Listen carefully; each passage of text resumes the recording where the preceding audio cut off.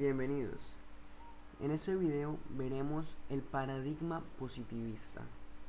En él podemos ver sus características y cómo ha pasado a través del tiempo y algunas otras cosas más. El positivismo es una corriente de pensamiento cuyos inicios se suele atribuir a los planteamientos de Augusto Comte y que no admite como válidos otros conocimientos sino los que proceden de las ciencias empíricas. Tan importante es la influencia de Comte que algunos autores hacen coincidir el inicio del positivismo con la publicación de su obra Curso de Filosofía Positiva. No obstante, otros autores sugieren que algunos de los conceptos positivistas se remontan al filósofo británico David Hume y al filósofo francés Saint-Simon. Para Kolakowski, en 1988, el positivismo es un conjunto de reglamentaciones que rigen el saber humano y que tiende a reservar el nombre de ciencia a las operaciones observables en la evolución de las ciencias modernas de la naturaleza. Durante su historia, dice este autor, el positivismo ha dirigido en particular sus críticas contra los desarrollos metafísicos de toda clase, por tanto, contra la reflexión que no puede fundar enteramente sus resultados sobre datos empíricos o que formula sus juicios de modo que los datos empíricos no puedan nunca refutarlos. De acuerdo con Dobles, Zúñiga y García, la teoría de la ciencia que sostiene el positivismo se caracteriza por afirmar que el único conocimiento verdadero es aquel que es producido por la ciencia, particularmente con el empleo de su método. En consecuencia, el positivismo asume que sólo las ciencias empíricas son fuente aceptable de todo conocimiento. Otra de las características revelantes del positivismo tiene que ver con su posición epistemológica central. En efecto, el positivismo supone que la realidad está dada y que puede ser conocida de manera absoluta por el sujeto cognoscente, y que por tanto de lo único que había que preocuparse, indican Dobles, Zúñiga y García, era encontrar el método adecuado y válido para descubrir la realidad.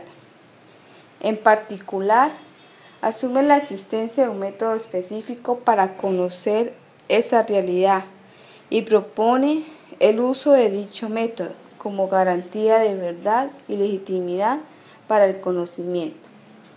Por tanto, la ciencia positivista se cimenta sobre el supuesto de que el sujeto tiene una posibilidad absoluta de conocer la realidad mediante un método específico.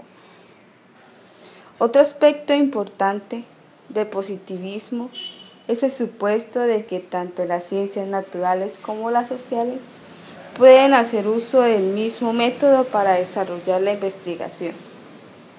De acuerdo con Tejedor, citado por Dobles, Zúñiga y García, los científicos positivistas suponen que se pueden obtener un conocimiento objetivo del estudio del mundo natural y social.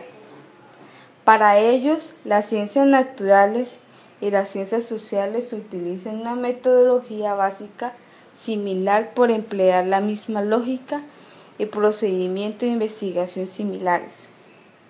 Desde esa perspectiva, se considera que el método científico es único y el mismo en todos los campos del saber, por lo que la unidad de toda la ciencia se fundamenta en el método.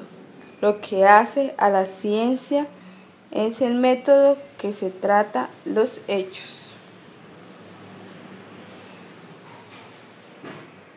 Dobles, Zúñiga y García, 1998, el positivismo se caracteriza por postular lo siguiente.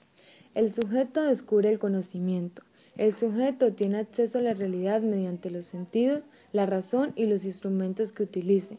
El conocimiento válido es el científico. Hay una realidad accesible al sujeto mediante la experiencia. El positivismo supone la existencia independiente de la realidad con respecto al ser humano que la conoce. Lo que es dado a los sentidos puede ser considerado como real. La verdad es una correspondencia entre lo que el ser humano conoce y la realidad que descubre. El método de la experiencia es el único válido. El método de la ciencia es descriptivo. Esto significa que, según Abagnaro, que la ciencia describe los hechos y muestra las relaciones constantes entre los hechos que se expresan mediante las leyes y permiten la previsión de los hechos. Sujeto y objeto de conocimiento son independientes. Se plantea como principio la neutralidad valorativa, esto es, que el investigador se ubique en una posición neutral con respecto a las consecuencias de sus investigaciones. Agregamos, siguiendo a Soto y a Bernardini 1980, que al positivismo se le debe la ruptura entre la filosofía y la educación y una concepción de la pedagogía basada en las técnicas educativas.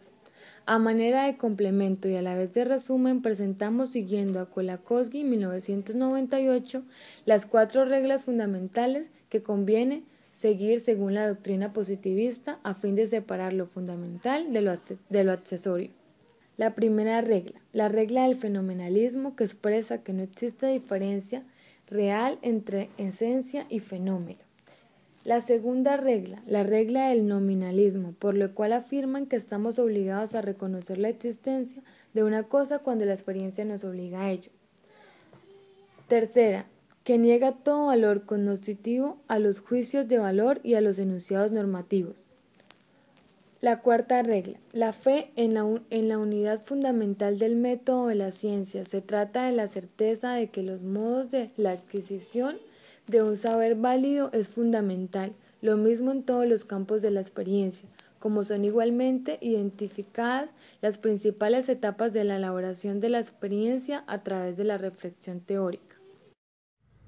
La hipótesis fenomenológica, considerada por Waldeck en 1998 como una de las hipótesis centrales sobre la naturaleza del conocimiento, según un acercamiento constructivista, supone que el conocimiento tiene su origen en la acción mutua del individuo y de su medio, sea físico o social, y entonces en la experiencia del individuo.